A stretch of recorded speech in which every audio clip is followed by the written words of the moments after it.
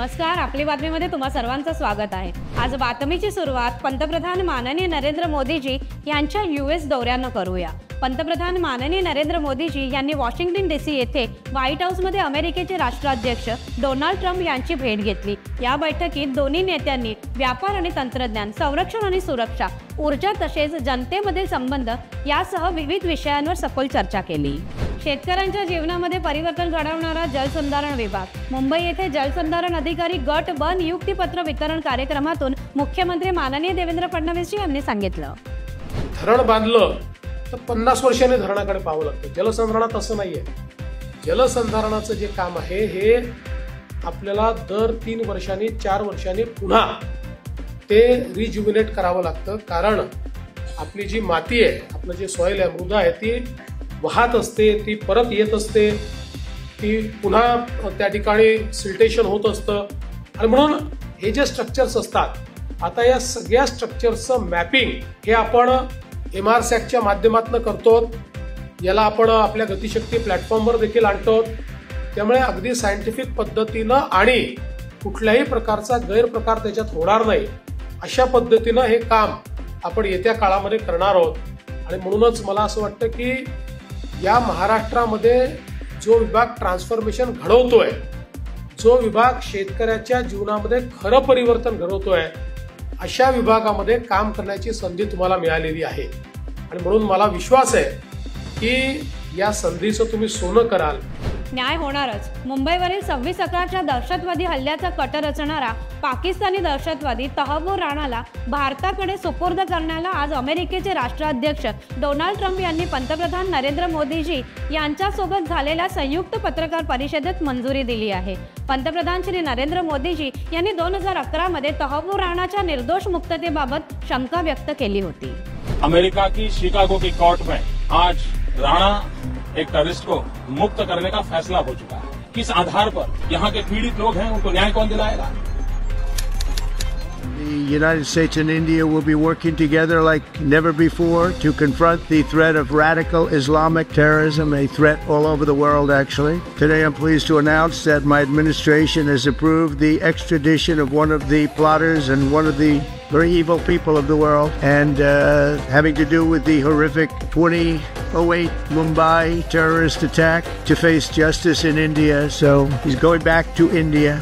Face justice. He's a pretty violent person. We're giving him back to India immediately, and there are more to follow because we have quite a few requests. So we work with India on crime, and we want to make it good for India. I will tell you, we're going to have a fantastic relationship, and it'll make both countries much stronger. Congress के साथ जो गठबंधन करेगा, कांग्रेस के साथ वो भी डूब जाएगा। मुंबईत माध्यमांशी बोलताना महसूल मंत्री आणि भाजपा महाराष्ट्र प्रदेश अध्यक्ष माननीय चंद्रशेखर बावनकुळेजी यांनी सांगितलं, कांग्रेस पार्टी जिन पार्टी से युति करेगी वो पार्टी खत्म हो जाएगी।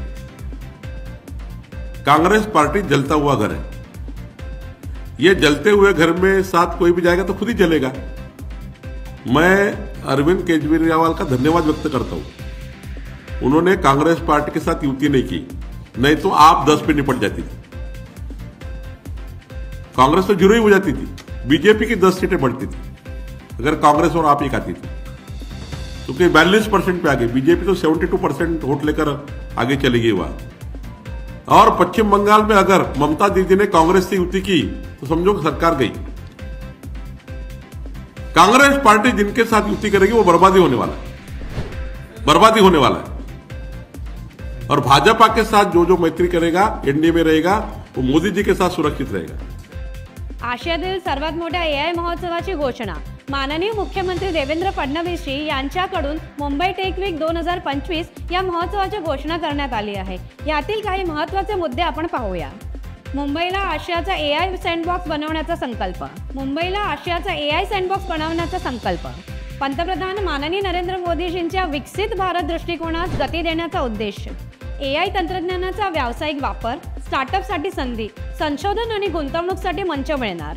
टीम संघटनेची महत्त्वपूर्ण भूमिका, 65 पेक्षा जास्त स्टार्टअप्स आणि युनिकॉर्न कंपन्यांचा सहभाग असणार। आदरणीय देवेंद्र फडणवीसजींचा उद्देश आणि उद्दिष्ट हे पारदर्शी सरकारच आहे। त्यामुळे मंत्र्यांच्या PA, PS, OSD किंवा विभागाशी संबंधित अधिकाऱ्यांबाबत निर्णय माझ्यासकट सर्व मंत्र्यांनी आदरणीय मुख्यमंत्री महोदयांवर सोपवावा व राज्य पुढे न्यावं असं मला वाटतं। मुंबईत माध्यमांशी बोलताना महसूल मंत्री आणि भाजपा महाराष्ट्र प्रदेश अध्यक्ष माननीय चंद्रशेखर बावनकुळेजी यांनी सांगितलं, मी आत्ताच सांगितलं की माननीय देवेंद्र फडणवीसांच्या बोलण्यात चालण्यात एकच असतं। त्यांनी हे जे ठरवलं आहे की महाराष्ट्रातलं सरकार हे पारदर्शी असावं, गतिशील असावं, त्या दृष्टीनं आमचे PS असो की आमचे OID असो की आमचे कोणी अजून व्यक्ती असो किंवा आमचे खात्याचे प्रिन्सिपल सेक्रेटरी असो की ACS असो, ते योग्यच ठरवतील। कारण राज्याचे मुख्यमंत्री म्हणून त्यांनी 14 ते 19 काम केलं आहे। या राज्याच्या नसानस त्यांना माहिती आहे, राज्याची प्रशासकीय व्यवस्था त्यांना माहिती आहे, राज्याची भौगोलिक स्थिती त्यांना माहिती आहे।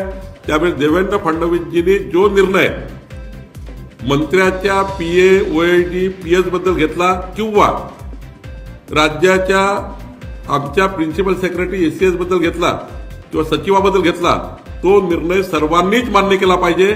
उद्दिष्ट आणि उद्देश योग्य आहे। देवेंद्र फडणवीस साहेबांचं उद्दिष्ट आणि उद्देश हा पारदर्शी आहे। म्हणून सर्व मंत्र्यांना माझी विनंती आहे आणि मी स्वतः स्वीकारला आहे की माननीय देवेंद्र फडणवीस जे करतात आहे ते राज्याच्या पारदर्शीपणाकरता आणि गतिशील प्रशासनाकरता करताय। त्यामुळे सर्व निर्णय माननीय मुख्यमंत्र्यांवर सोपवावे आणि राज्य पुढे न्यावं असं मला वाटतं। विशेष दिवस या सेगमेंटमध्ये आज आपण माजी केंद्रीय मंत्री, ज्येष्ठ नेत्या आणि लोकप्रिय वक्त्या स्वर्गीय सुषमा स्वराजजी यांना जयंतीदिनी प्रणाम करूया। कुशल प्रजाशासक आणि आपल्या सगळ्यांच्या प्रेरणास्थान सुषमा स्वराजजी यांना जयंतीदिनी आपली बातमीच्या माध्यमातून विनम्र अभिवादन। संघ संस्कारात वाढलेल्या, विद्यार्थी आंदोलनातून राजकारणात सक्रिय झालेल्या, दिल्लीच्या पहिल्या महिला मुख्यमंत्री, सशक्त विरोधी पक्ष नेत्या, परराष्ट्र धोरणात भारतीय अस्मितेचा ठसा उमटवणाऱ्या, प्रभावी भाषण, कणखर निर्णयाचे रोखठोक व्यक्तिमत्व, कायदा आणि प्रशासनातील उत्तम प्रशासक, आमच्या आदर्श प्रेरणास्थान सुषमा स्वराजजी यांना जयंतीदिनी विनम्र अभिवादन। आज आणखी एक विशेष दिवस आहे। आजच्या दिवशी काश्मीरमध्ये पुलवामा येथे झालेल्या दहशतवाद्यांच्या भ्याड हल्ल्यात शहीद झालेल्या CRPFच्या जवानांना आपली बातमीच्या माध्यमातून भावपूर्ण श्रद्धांजली। आता बातमी संघटन पर्वाची। भारतीय जनता पार्टीचे प्रदेश अध्यक्ष आणि महसूल मंत्री माननीय चंद्रशेखर बावनकुळेजी आणि भाजपा प्रदेश कार्यकारी अध्यक्ष माननीय रवींद्र चव्हाणजी यांचा संघटन पर्व विभागीय कार्यशाळा दौऱ्याला सुरुवात झाली आहे। याच साखळीत उद्या अर्थातच 15 फेब्रुवारी रोजी उत्तर महाराष्ट्र विभागाची कार्यशाळा होणार आहे, ज्यात सकाळी 10 वाजता जळगाव आणि दुपारी 3 वाजता नाशिक येथे माननीय चंद्रशेखर बावनकुळेजी आणि माननीय रवींद्र चव्हाणजी मराठवाड्यातील पदाधिकारी आणि कार्यकर्त्यांचं मार्गदर्शन करतील। या दौऱ्याची सुरुवात विदर्भ विभागाच्या दौऱ्यानं झाली। या दरम्यान पश्चिम विदर्भात अकोला आणि पूर्व विदर्भात नागपूर येथे माननीय चंद्रशेखर बावनकुळेजी आणि माननीय रवींद्र चव्हाणजी यांनी सर्व पदाधिकारी आणि कार्यकर्त्यांचं मार्गदर्शन केलं। आता महाराष्ट्र भाजपा 1 कोटी सदस्यांचा पक्ष झाला आहे। तुम्हाला सुद्धा भाजपाचं सदस्य व्हायचंय का? तर तुमच्या फोनवरून आजच 8800002024 या क्रमांकावर मिस कॉल द्या आणि भाजपा परिवाराचे सदस्य व्हा। नंबर पुन्हा एकदा ऐकून घ्या, 8800002024 या नंबरवर मिस कॉल द्या आणि देशाच्या विकासात सहभागी व्हा। आजच्या बातम्यांमध्ये इथेच घेऊया विराम। उद्या पुन्हा भेटूया नव्या बातम्यांचा। पाहत राहा आपली बातमी, आपल्या पक्षाची बातमी। धन्यवाद।